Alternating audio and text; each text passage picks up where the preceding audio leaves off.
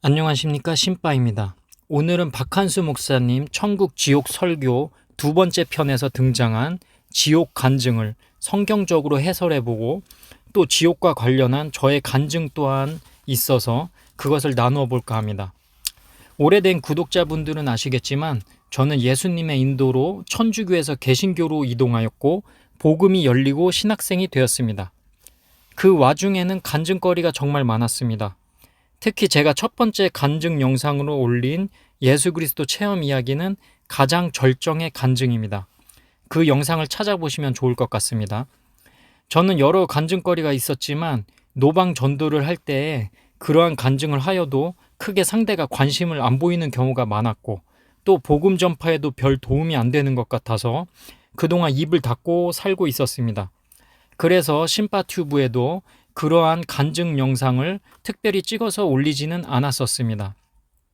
그러나 성령이 휘몰아치는 박한수 목사님의 설교와 그 간증 이야기를 들으면서 그 설교에 증거를 더하고 힘을 싣기 위하여 저의 간증도 같이 여러분에게 소개하면 좋겠다는 생각이 들었습니다. 하나님으로부터 온 진짜 간증들은 항상 결이 똑같습니다. 한 분이신 하나님으로부터 오는 것이기 때문입니다. 그래서 성경 말씀으로 얼마든지 검증이 되며 진짜 간증은 그러한 성경의 검증을 반깁니다. 설교 중에 등장하는 간증과 저의 간증이 공명을 함으로 여러 성도를 위해서 공개하는 것이 좋겠다는 마음이 들었습니다. 그래서 앞으로도 간증 시리즈를 계속 만들어 볼까 합니다. 여러분이 간증을 접할 때에 주의할 것이 있습니다. 그 간증을 통해 하나님을 높이고 그 영광됨을 인정하며 찬양으로 끝나야 진짜 간증입니다. 간증을 하는 사람, 즉 그 말하는 자를 높이고 있는 간증이라면 멀리 하십시오. 저의 간증은 오로지 하나님만을 높일 것입니다. 그것은 너무나 당연한 것입니다. 상상해 보십시오. 우리가 나훈아나 유명한 가수 나훈아 씨나 BTS, 그런 방탄소년단 같은 유명인을 만났다고 가정해 보는 것입니다. 제가 나훈아 씨와 식사를 나누고 친밀하게 이야기를 하더라도 제가 나훈아 씨처럼 대단해지는 것이 아닙니다. 유명하고 대단하고 노래를 잘하는 것은 나훈아 씨인 것이고 저는 그저 그런 사람을 만난 사람일 뿐입니다. 그 만난 사람이 곧 나훈아가 되지는 않습니다. 예수를 목격하고 만나는 것 또한 마찬가지입니다. 예수님이 대단하신 것이지 만난 내가 대단한 것이 아닙니다. 그저 정말 대단한 분을 만난 사람일 따름입니다. 그래서 정말 예수를 만나고 거듭난 사람은 절대 우쭐댈 수 없습니다. 간증자는 예수의 위대함만을 말해야 진실한 사람입니다.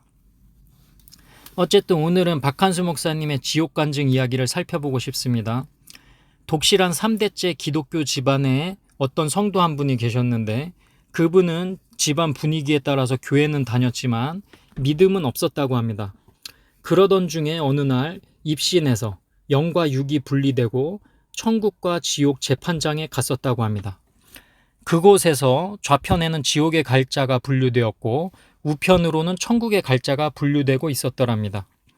그런데 충격적인 것은 우편, 즉 천국으로 갈자가 단 4명만 있었다는 것입니다. 총 2,000명이 되는 사람이 보였다고 하는데요. 그 중에 단 4명만이 천국으로 가고 나머지 그 수많은 사람은 지옥으로 가더라는 간증이었습니다. 그분은 그 입신에서 이것을 목격한 이후에 지상에 다시 돌아와서 정말 최선을 다해서 전도를 하며 지금 살아가고 있다고 하십니다. 거듭나신 것이죠. 이 간증에 관련해서 우선 성경의 말씀을 살펴보겠습니다. 좀 긴 본문이긴 한데 읽어보도록 하겠습니다. 마태복음 25장 33에서 46절. 양은 그 오른편에, 염소는 왼편에 두리라. 그때 임금이 그 오른편에 있는 자들에게 이르시되 내 아버지께 복받은 자들이여 나와 창세로부터 너희를 위하여 예비된 나라를 상속받으라. 내가 줄일 때 너희가 먹을 것을 주었고 목마를 때 마시게 하였고 나그네 되었을 때 영접하였고 헐벗었을 때 옷을 입혔고 병들었을 때 돌보았고 옥에 갇혔을 때 와서 보았느니라. 이에 의인들이 대답하여 이르되 주여 우리가 어느 때에 주께서 줄이신 것을 보고 음식을 대접하였으며 목마르신 것을 보고 마시게 하였나이까? 어느 때에 나그네 되신 것을 보고 영접하였으며 헐벗으신 것을 보고 옷 입혔나이까?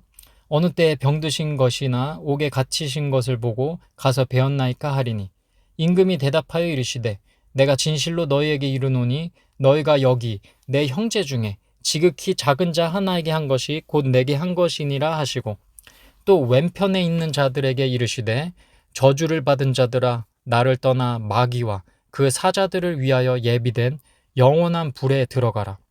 내가 줄일 때에 너희가 먹을 것을 주지 아니하였고 목마를 때에 마시게 하지 아니하였고 나그네 되었을 때 영접하지 아니하였고 헐벗었을 때에 옷 입히지 아니하였고 병들었을 때와 옥에 갇혔을 때에 돌보지 아니하였느니라 하시니 그들도 대답하여 이르되 주여 우리가 어느 때 주께서 줄이신 것이나 목마르신 것이나 나그네 되신 것이나 헐벗으신 것이나 병드신 것이나 옥에 갇히신 것을 보고 공양하지 아니하더이까.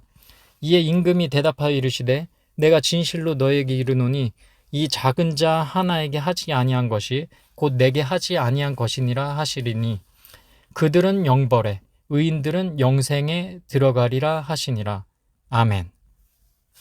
네, 이 구절에서 천국에 갈 양들은 우편에 지옥에 갈 염소들은 왼편에 있게 됨을 알 수 있습니다. 우편과 왼편이란 우리 기준이 아니라 하나님을 기준으로 하나님 오른편과 왼편을 뜻하게 됩니다.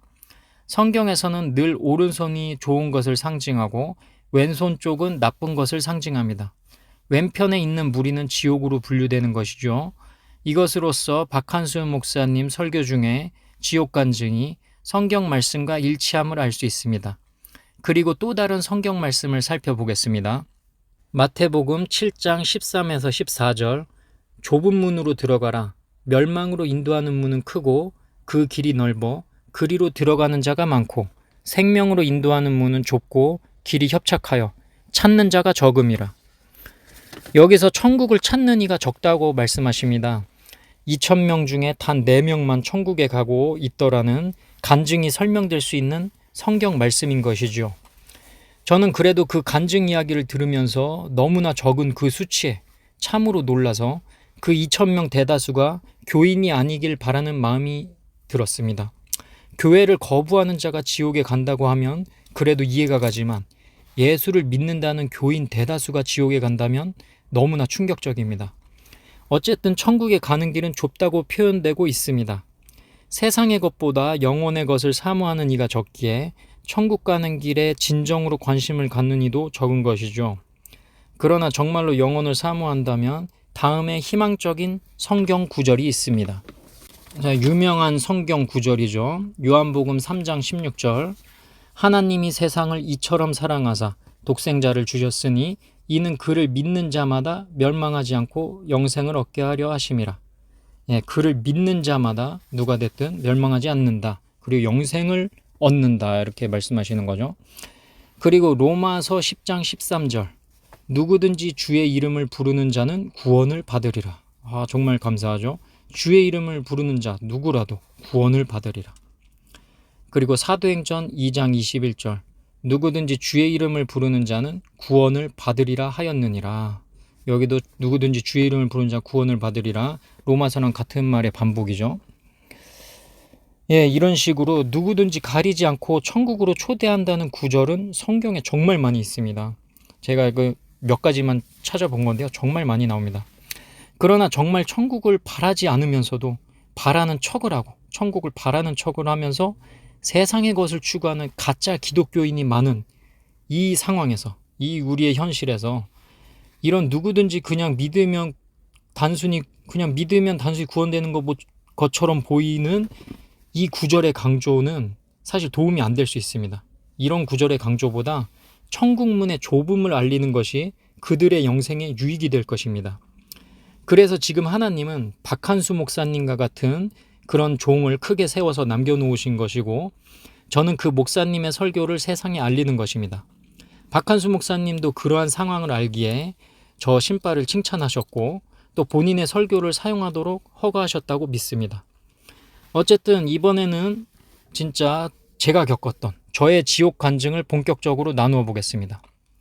저는 예수를 정말 사모하고 성경을 미친 듯이 읽던 시절에 꿈을 하나 꾸었습니다.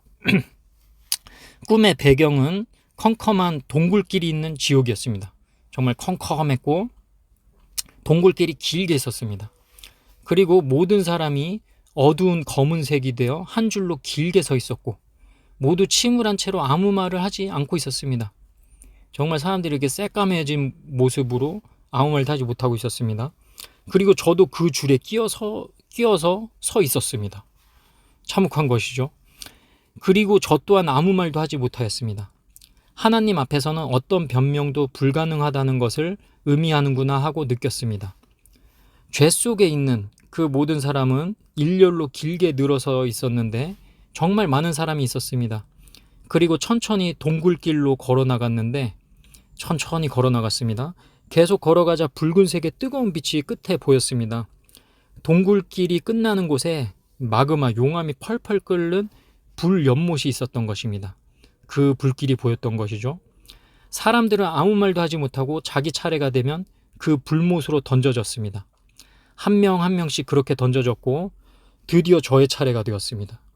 저는 그곳을 피하기 위해서 몸을 이제 움직이려고 했는데 제 몸은 말을 듣지 않았습니다. 저의 지시를 따르지 않았죠. 그리고 저의 의지와 상관없이 저의 발은 불못으로 천천히 제 몸을 이끌고 있었습니다. 제 발이 스스로 다리가 움직여서 저를 불못 쪽으로 향하게 하였습니다. 그리고 저는 불못으로 떨어졌습니다. 그런데 불못에 떨어짐과 동시에 갑자기 제 입이 열려서 말을 할 수 있게 되었습니다. 갑자기 말을 할 수 있게 되었습니다. 저는 아무 생각도 나지 않았고 오로지 한 단어만 생각나서 크게 외쳤습니다. 바로 이거였죠. 예수님, 이렇게 예수님 하고 크게 외쳤습니다. 그러자 갑자기 하늘에서 거대한 흰색 광채가 내려오더니 저를 감쌌습니다. 제 온몸을 휘감았습니다. 그리고는 제 온몸이 빛 모양의 아주 빛나는 하얀색 모양의 풍선에 들어간 것처럼 보호가 되었는데 마그마 속에 있어도 그 뜨거움을 전혀 느끼지 못하였습니다. 그리고 정말 빠른 속도로 그 흰 빛이 저를 불못에서 건져 올렸고 하늘로 제 몸을 치솟게 해서 천국으로 엄청 빠르게 보내버렸습니다. 그리고 저는 꿈에서 깨어났습니다. 제 침대는 온통 땀으로 젖어 있었죠.